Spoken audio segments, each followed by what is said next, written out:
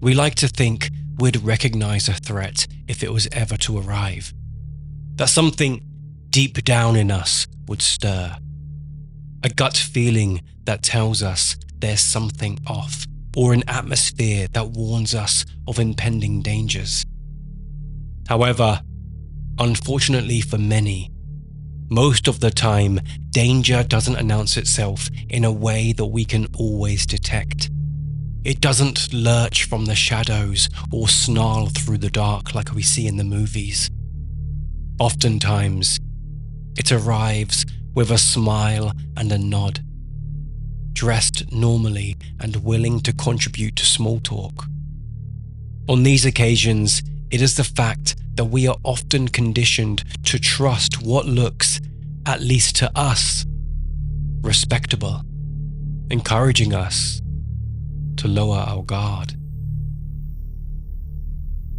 My name is Luke Mordew, and this urban legend is the knife in the briefcase.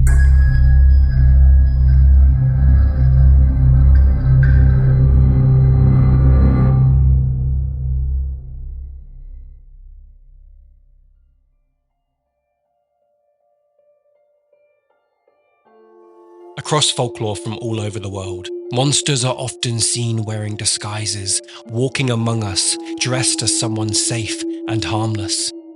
This could be a traveller, a businessman, a neighbour, an elderly person, or a child, but underneath, there is always something far more sinister than first glances would suggest. In many ways, a suit plays a very similar role. It isn't just fabric, it's an identity. The politicians who vote against our needs, the billionaires who hoard money and underpay staff are almost always seen in suits, suggesting a level of competence and authority. Wearing a suit or any kind of formal professional attire has been shown to, quite literally, change how people interact with you. It subconsciously signals competence, authority, and respectability. In fact, studies show that when someone is dressed smartly, people are far more likely to listen to them, trust them, and defer to them, even if they do not actually know who the person is. This is known as enclothed cognition, a psychological phenomenon where clothing does not just influence how others see us, but also how we see ourselves, opening us all up to manipulation and misinterpretation. In my telling of a variant of the knife in the briefcase legend, we will follow Jessica making her way home from a long day at work.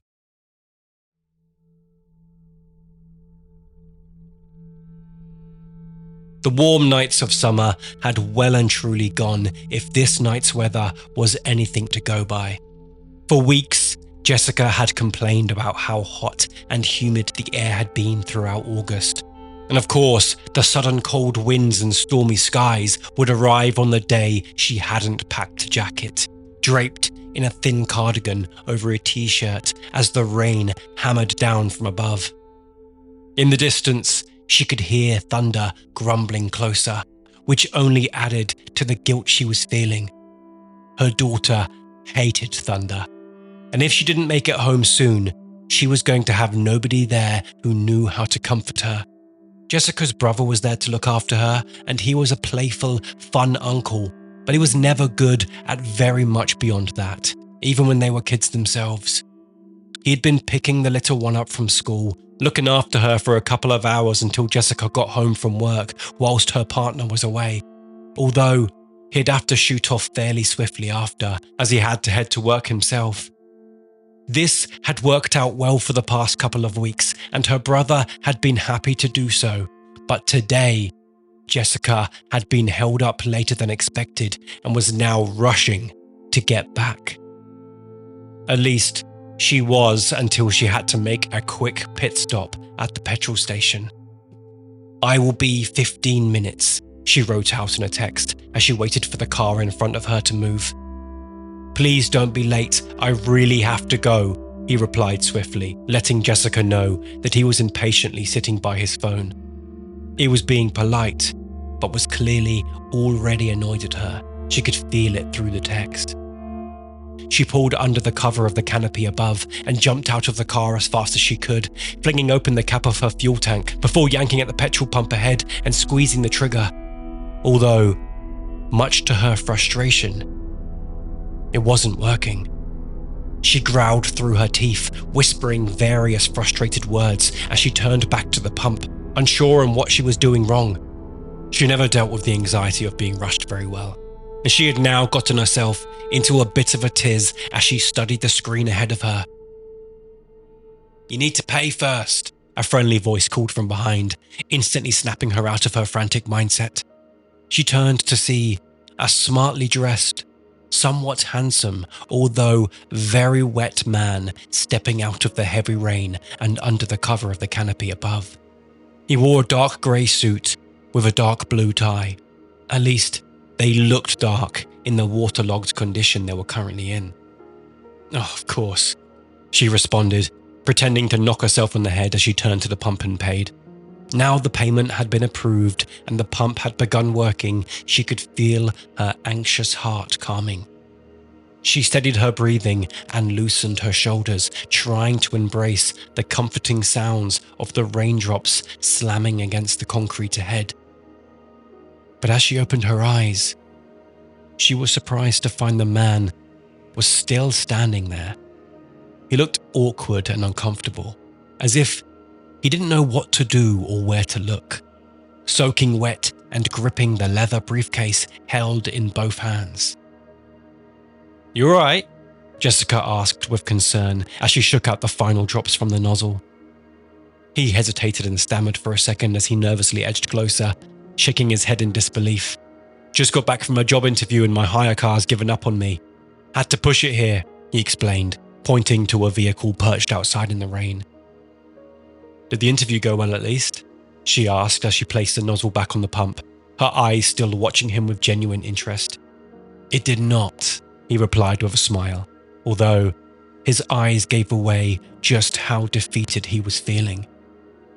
It was now time to get in the car and drive away. They both knew that, but what was she supposed to do now? Simply say, "Oh, well, that sucks. Anyway, I'm off."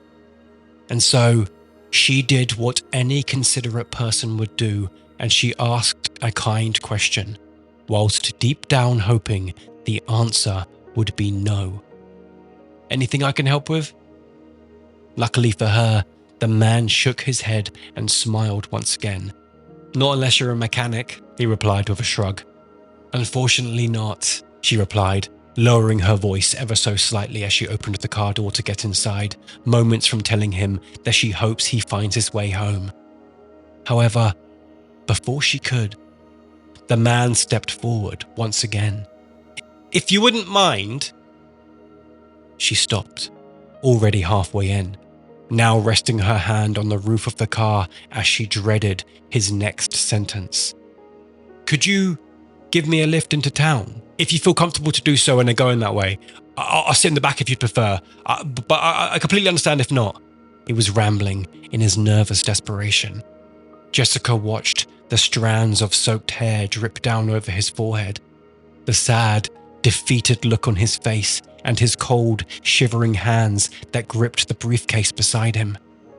She pondered for a second, considering how much later it would make her when he added, "Just nearby, I'll walk the rest. I don't want you to go out of your way at all."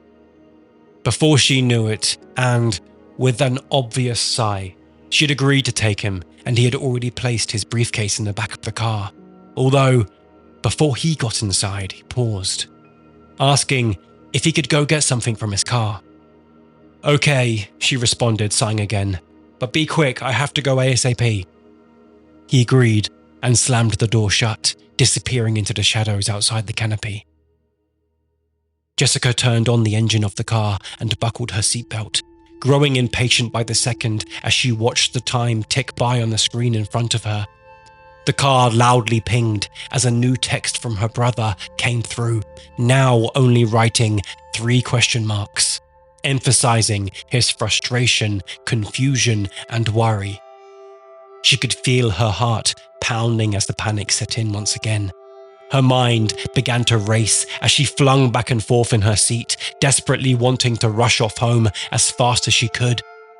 She studied the silhouette of the suited man leaning into his hire car in the distance. He was looking for something, although she didn't know what. And although she felt terrible for it, she decided she couldn't wait for him any longer. With that decision, she pushed down on the handbrake and drove away, actively avoiding her rearview mirror in the fears of catching his saddened and confused expression within it. For the rest of her journey, she not only felt guilty for messing with her brother's day, but also for being so cruel to a stranger, telling them that she'd help before rushing off without a word. She forced hardened thoughts into her mind, reminding herself that she would never see him again anyway, and he should have never put her in that position to begin with. She told herself he was going to be fine, and he will have likely already moved on from the situation. That was, at least, until she checked the rearview mirror once again. In her panic, she had completely forgotten that he had already put his briefcase in the back seat of the car. Not only had she run off without saying anything, she had also robbed him. When she got home, her brother didn't even have time to complain, rushing out of the door and speeding off to work, although it was clear by his entire demeanor just how irritated he was. Her daughter was none the wiser though. She was just happy to spend time with her uncle, already asleep in her bed. It had been a long, terrible day for Jessica, one she didn't want to relive anytime soon. She listened to the rain that had now calmed, pattering against the conservatory roof above as she poured herself a small glass of red wine in an attempt to take the edge off. No matter how bad of a day she had, this guy was clearly having a worse one, and she had left him out in the rain. She questioned whether he was still out there, but told herself that was very unlikely. Either way, she knew she had to get the briefcase back to him, and so she placed it on the kitchen counter in front of her, clicked it loose, and opened it.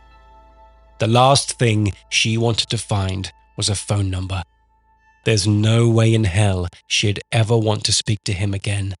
She would be mortified, and he would, quite rightly, be furious.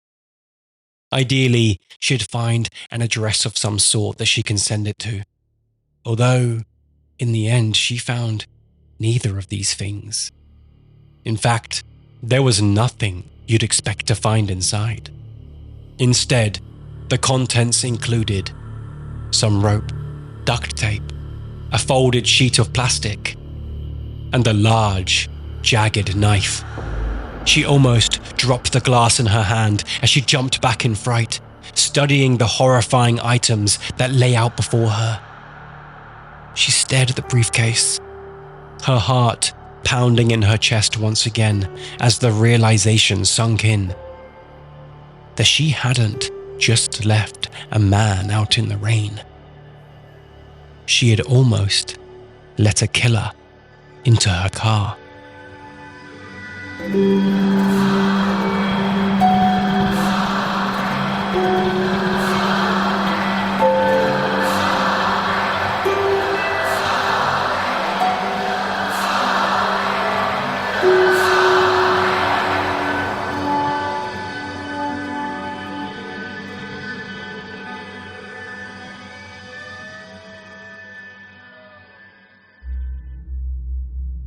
The knife in the briefcase stands out as one of the most recognizable urban legends shared around the world, serving as a cautionary tale of the dangers that lurk beneath seemingly helpful, innocent encounters.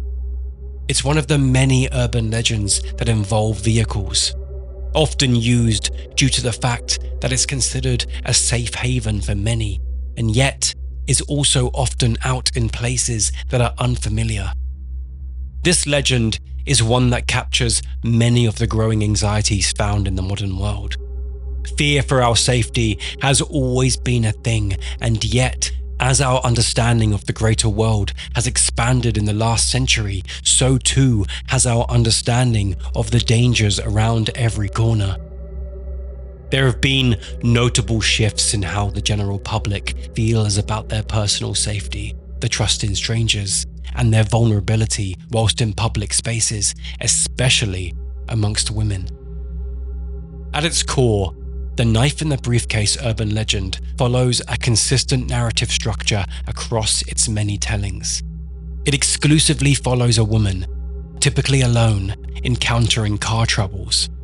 These can be several factors, but most commonly, it's a flat tire. A man arrives to help and does so, but then asks for a lift, claiming that his vehicle is actually somewhere else entirely. The woman either completely forgets him and drives away, or flat out refuses to do so. And it's only later, when she discovers his briefcase, that she realizes how close to danger she had come, discovering knives, duct tape, rope, and more. There are several distinct variations to be found there, and although similar, there are notable differences. The iteration I shared was the one known as the Southampton version of the story, where a woman at a petrol station comes across a well-dressed, charming man whose rental car has broken down. After he places his briefcase in her back seat and steps away, she panics about being late to pick up her daughter and drives off, forgetting him entirely.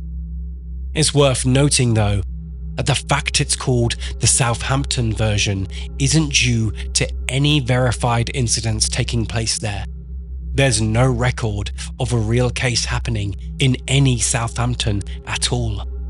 Instead, it's a label that seems to have emerged through retellings. Placing the legend in the Southampton of the UK gives the story weight, placing it within our real world. It's a port city where people come and go and strangers pass through without notice. The naming of a location adds a layer of plausibility. It makes it feel like something that could have happened. Maybe not to someone you know, but to someone somewhere not too far away. It's how these stories survive, borrowing real locations to anchor themselves in, and in doing so, they spread. In fact, the mall version of the story also has many locations attached to it, although on this occasion, I'll simply refer to it as the mall iteration, being one of the most widely circulated variants of the tale.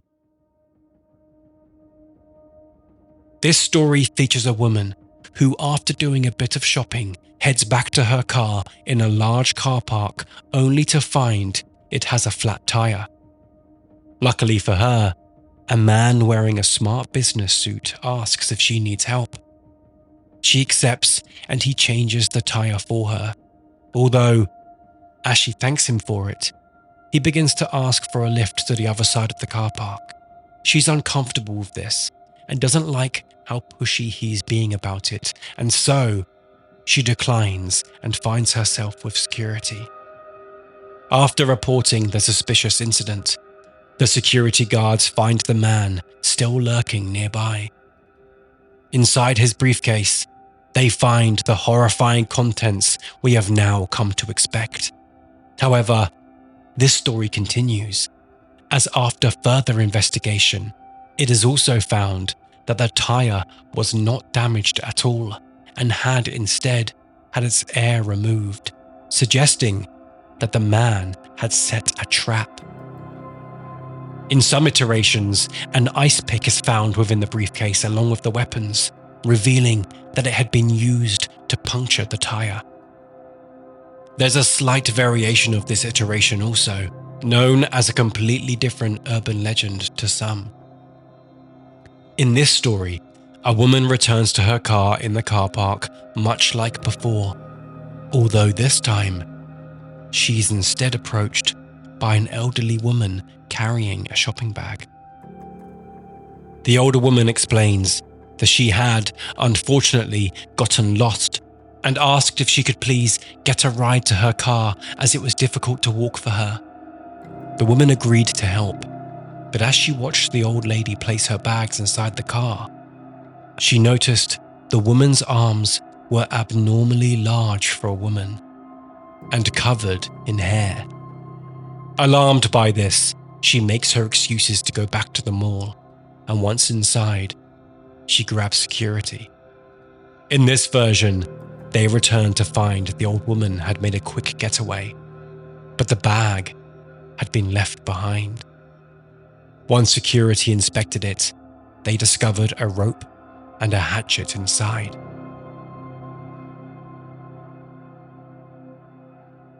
This variation has been spread far and wide over the years, and since enough of the tale is different enough to be a separate story to the knife in the briefcase, it is to some treated as such, going by the name of the hairy-armed hitchhiker. These legends specifically target women's vulnerability in public spaces, particularly car parks and situations in which car troubles may arise. It also plays upon gendered expectations on mechanical knowledge and assistance, where women may not have been taught to fix things in the same way men have, and where women may feel pressured to accept help from men for their cars due to social expectations. It also plays on the growing wariness we all have for otherwise respectable people. It's an unfortunate truth that it is not uncommon for many of us to question the true intentions behind a good deed, with some flat out refusing help from strangers due to a level of distrust. And that tension and unease that sits just beneath the surface of a polite interaction is exactly what the briefcase comes to represent. A professional exterior, carefully presented, concealing something far more dangerous inside, becoming the symbol that encapsulates the story as a whole. On the surface, a briefcase is harmless and familiar. It suggests professionalism, order, and respectability. At the very least, it suggests the person holding it has a lot to lose and knows how to keep themselves in check. It's the kind of object you might associate with salesmen, lawyers, traveling businessmen, and people who are supposed to be trustworthy, at least when it comes to potential physical threats. But that's exactly what makes it effective. In these stories, the briefcase becomes a vessel, not just for hidden weapons or unsettling contents, but for the deeper fear that danger might be hiding in plain sight. That something violent or deceptive could be concealed within something ordinary. It's a metaphor for the kind of threat that doesn't announce itself, one that smiles, makes conversation, maybe even asks for help, all the while keeping its true nature zipped up and locked away. The fear isn't just about what's in the briefcase. It's about what we've come to expect from the person who carries it, and how easily that expectation can be exploited. So when the story reaches its moment of realization, when the woman drives away and later hears what was supposedly inside, the horror isn't only in the objects, it's in the idea that we can no longer tell who's safe and who isn't. That the rules we thought we could rely on, such as politeness, professionalism, and good manners, don't mean what we often hope that they do. As happens often with true crime urban legends in the modern world, the story is often appended with a call to action, telling the reader to share the story if they don't want any woman to get hurt. This encourages the legend to spread under the guise of community protection and awareness raising. It shifts the tone of the story from something just eerie or unsettling into something urgent. The reader is no longer just an observer. They're positioned as a potential protector. This gives the legend a sense of purpose and therefore a reason to keep circulating, not just because it's interesting, but because not sharing it could be irresponsible.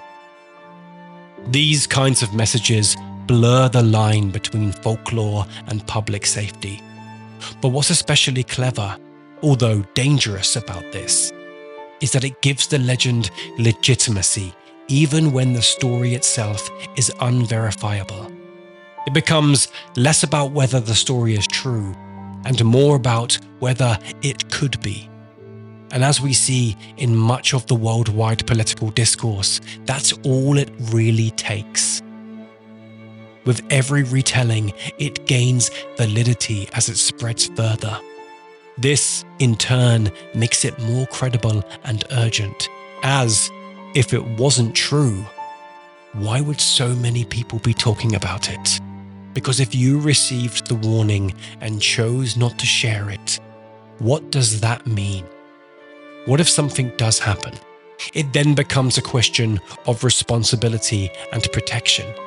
It's a curious thought as, although this exact story may be a work of fiction, there have been several occasions where people have used the same psychology at play in this legend to commit horrifying, evil acts.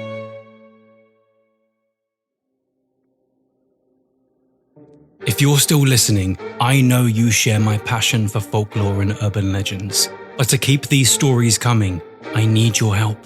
For just £3 a month, you can ensure the show thrives, with shorter breaks between seasons and even more content created. As a Patreon subscriber, you'll unlock exclusive perks, including access to our bonus series, Modern Myths, giving you 8 additional episodes each season, featuring captivating tales such as The Hodag, The Dark Watchers, and many more. You'll also enjoy behind-the-scenes insights, discounts on merchandise, and access to our private community chat, where you can connect directly with me and other urban legend enthusiasts. And as an extra thank you, I randomly feature patrons in upcoming stories, so you could become part of the legends we discuss. Your support isn't just subscribing, it's joining a passionate community dedicated to keeping folklore alive. Your contribution directly fuels the research and production of this show. If you're ready to join, just click the Patreon link in our show notes to subscribe, and I'll see you there. But for now, back to the legend.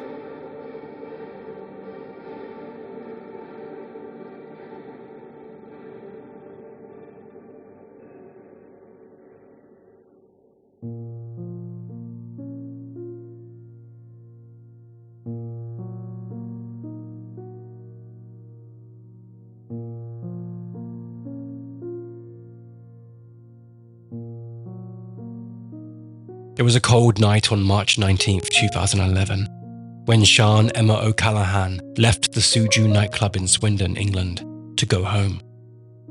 She was only 22 years old and walking home alone in the dark. But luckily, she only had a short distance to go, although somewhere between the club and her flat, she disappeared. Her boyfriend sent her a text just after 3 a.m. to check in on her, but it was never read. Hours later, once the police had gotten involved, they had traced her phone signal, although to their surprise, it was no longer coming up within Swindon. Now, her signal data had drawn them over 12 miles away, near the edge of Savernake Forest. This had given them not only a closer location, but also a rough timeline of what had happened. She'd been picked up almost immediately on her journey by someone driving a car. Soon enough, they had found CCTV of a green Toyota Avensis working as a taxi, slowly making its way through the town centre and circling the same street again and again.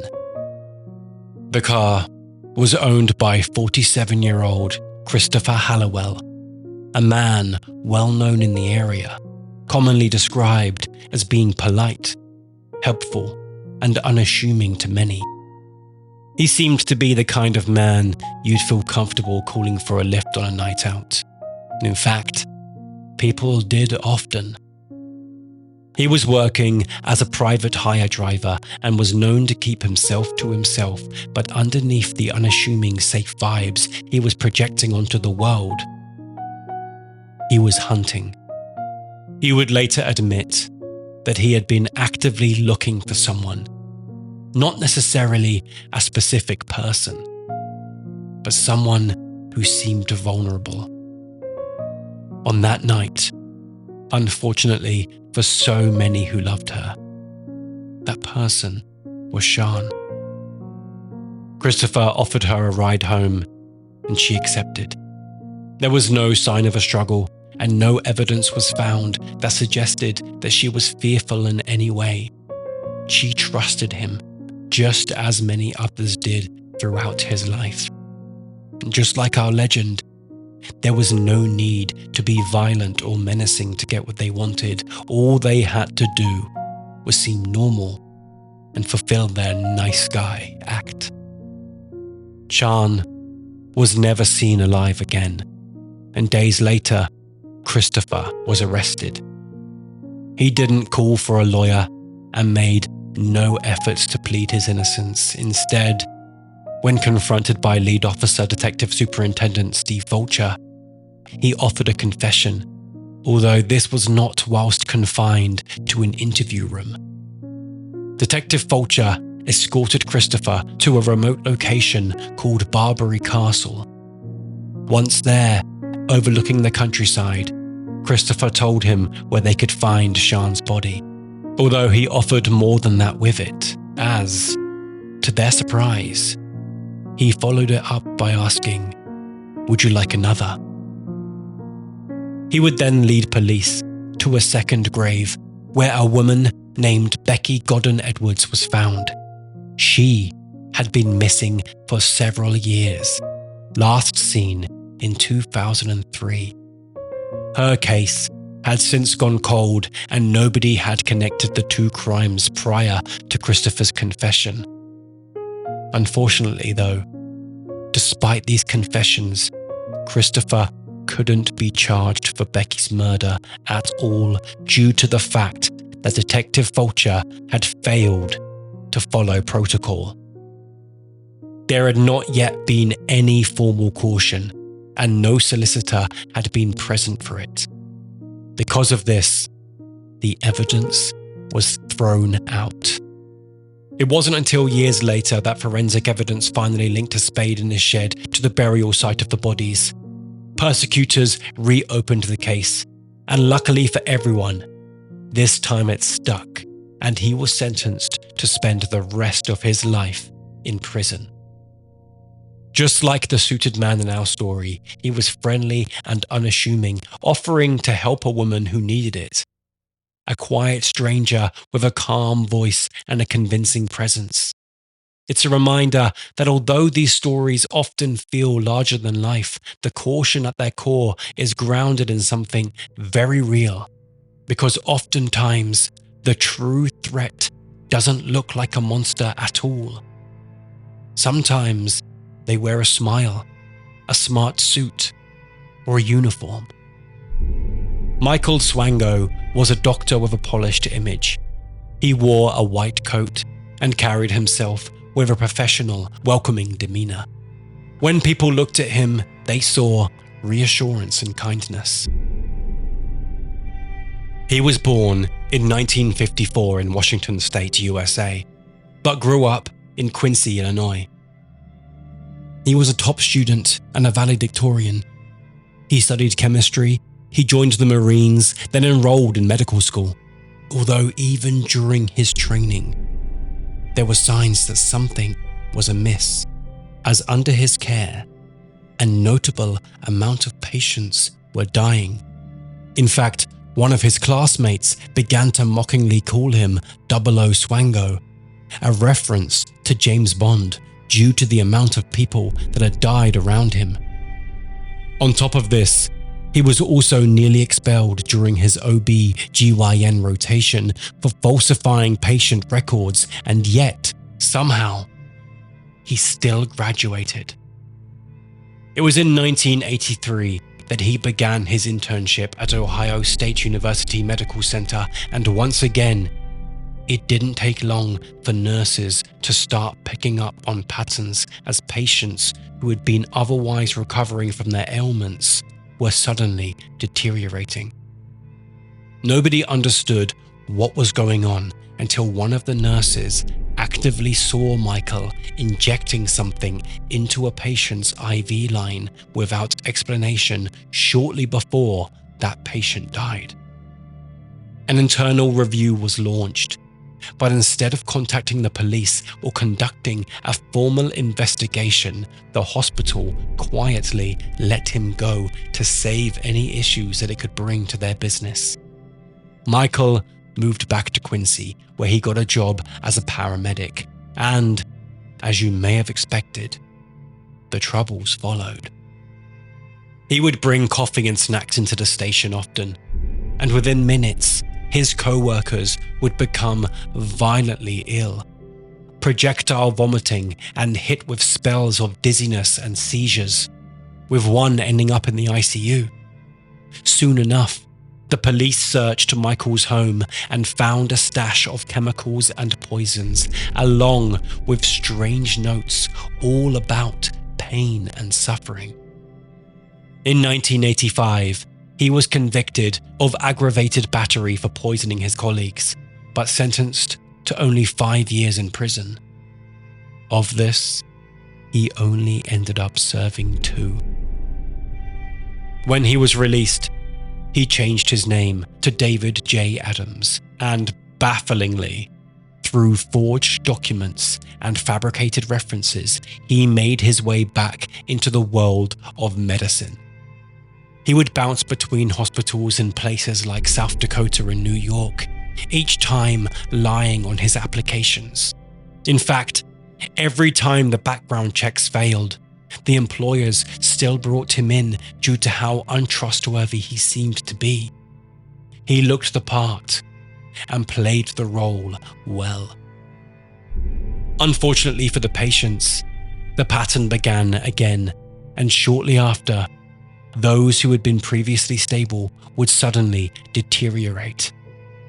Nurses began to voice their concern, and family members of certain patients even reported witnessing Michael enter rooms shortly before a fatal episode would begin, but every time he would move on to another hospital before anyone could stop him.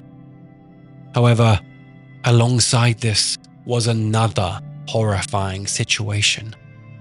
One of his girlfriends by the name of Kristen Kinney began consistently suffering with severe migraines whilst they were dating.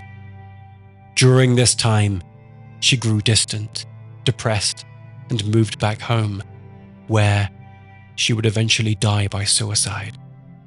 A later autopsy would reveal that she had high levels of unaccounted for arsenic in her body.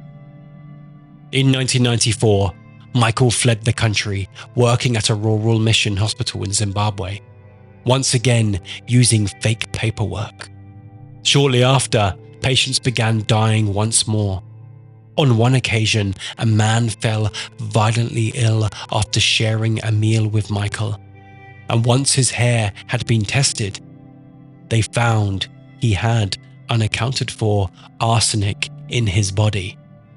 This led Zimbabwean authorities to investigate Michael further, but infuriatingly, he fled the country before they could act. He made his way back to the USA once again, but in 1997, whilst changing plans in Chicago, he was finally arrested, this time on federal charges listed as fraud, lying on government documents, and illegally practicing medicine. Whilst in custody, investigators dug in hard, reopening cold cases and exhuming bodies. What they found was expected although no less chilling for it. One body's tissue samples revealed a cocktail of sedatives and neurotoxins, drugs that had never been prescribed but had been administered in fatal doses. In the year 2000, Michael was finally formally charged with the murders of 3 patients at the Northport VA Medical Center in New York, as well as multiple counts of fraud and assault. He pleaded guilty, although he never gave a full confession. However, in court, investigators read from his notebooks, filled with pages that described his fascination with death and his satisfaction at watching people suffer. He would often write about the poisonings he had committed as if they were experiments, studying his findings and curiosities. The court sentenced him to 3 consecutive life sentences without the possibility of parole, and he is now held at the ADX Florence, a secure prison in Colorado. He was officially charged with several murders, although the FBI believe that he may very well have killed as many as 60 during his reign of terror. The true numbers, though, will likely never be known, as for so many years he was believed and trusted due to his outward demeanor. In this sense, he is no different than a taxi driver offering a lift, or a suited man offering to help change a tire. It's not the setting as much as it is the illusion of safety these men create.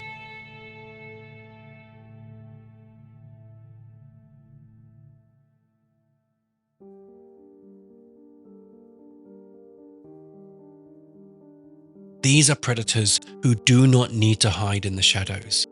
They don't need to creep around under the guise of darkness. They can simply walk into a room and feel as though they belong. Oftentimes, they're dressed for the part, donning a suit, a badge, a white coat, a clipboard, or even a briefcase. There's nothing suspicious about this, at least not regarding a threat of violence. And that is exactly why they get away with it. Over the years, there have been several people who have used this to their advantage, who have learned that if you walk like a doctor and talk like a doctor, people won't feel the need to even ask you for identification. If you smile like a businessman and don the right shoes, you can walk into places most people never would. And if you put on the right kind of suit, you can take on a completely different identity, slipping into them like a second skin. One of the most well-known names who have done this is Ferdinand Waldo Damara, who is commonly known as the Great Imposter. Not because he robbed banks or forged arts, but because he actively lived the lives of other people, convincingly and repeatedly for years at a time. He would pose as a doctor, a psychologist, a prison warden, a civil engineer, a teacher, and even a monk at times.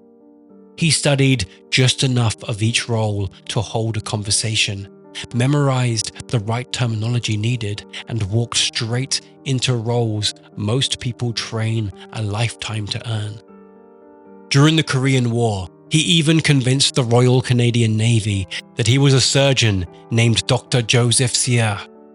With this, he boarded a destroyer and performed multiple operations that included amputations, chest surgery, and even removing a bullet from a soldier's lung, all without any medical license or experience.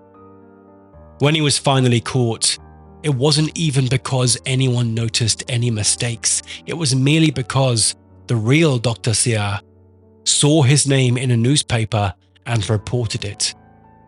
Ferdinand didn't run once it was revealed. In fact, he admitted it all, later claiming that he did not do it for the money, but instead because he liked the respect it brought him. These men all used their presentation to hide their true intent, whether it be their friendliness, their professionalism, or their qualifications. And this is what the suit in this legend represents: a uniform serving as a costume. There is something within us that responds to it. We are wired to respect symbols in strange ways. We don't just see fabric, we see the story it tells us. And at least 2 of these 3 men used that fact literally. They weren't just dressing the part. They were using the psychology of trust against the people who handed it to them. The man in the briefcase story, the one in the suit who asks for a ride or starts a conversation, doesn't need to do anything threatening.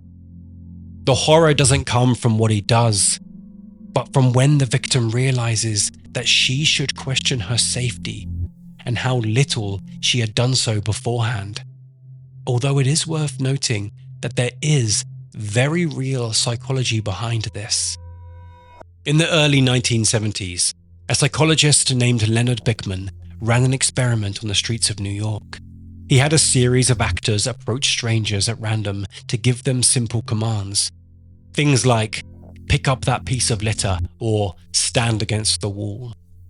Some of the actors were dressed in ordinary clothes, such as jeans, jackets, and trainers, whilst others wore security guard uniforms. They all used the exact same words, with only their outfits being different. When the actors were dressed casually, compliance was low, at around 30%. However, when they wore a uniform, that number shot up to over 90%, with nearly everyone doing what they were told. All it took was the mere suggestion of authority. Years later, another study asked people to rate how trustworthy and intelligent a person looked based solely on photographs. In every case, people dressed in suits were rated smarter, more capable, and more honest than the exact same people dressed casually. Nothing else changed except the clothes. In courtrooms, it happens too. In a 2001 experiment, researchers showed mock juries photos of the same defendant wearing different outfits. When the man wore a suit, participants were less likely to believe he was guilty, even if the charges were serious. Whereas, when they showed the same man in jeans and a hoodie, they were far more likely to believe him to be guilty. The effect is so consistent it has a name: enclosed cognition. The idea that what you wear doesn't just influence how others see you, it changes how you see yourself.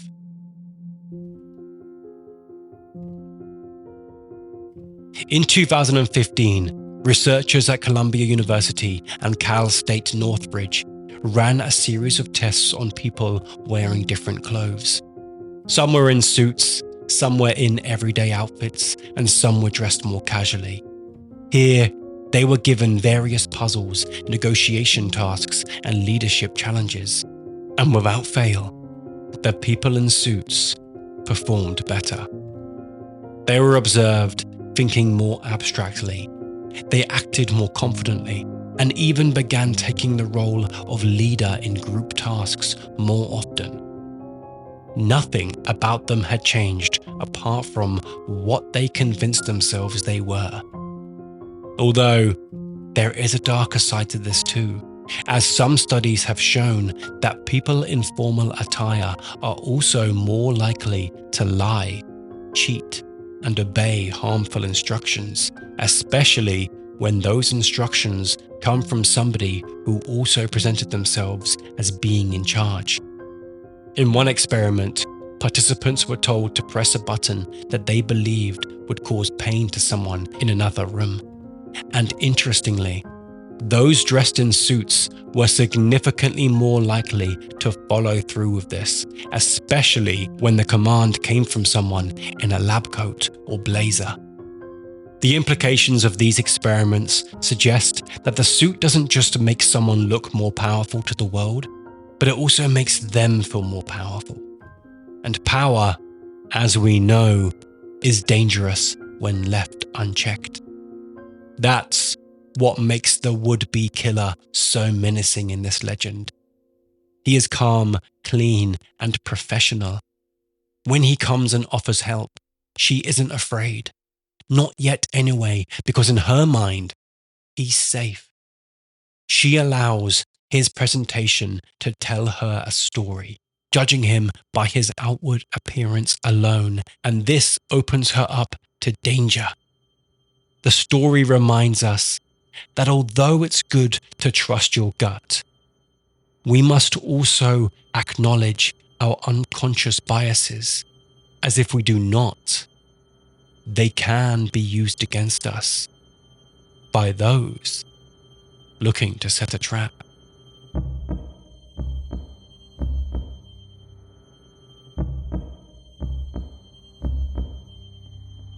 Urban Legends is researched, written and produced by Luke Morgie, co-edited by Sophie Tickle, music by Billy Japp, with additional sounds from Storyblocks and Envato. If you liked what you heard and want to hear more, please like and review our show on your chosen podcast provider. This simple task is a big part of our show's continuation and growth.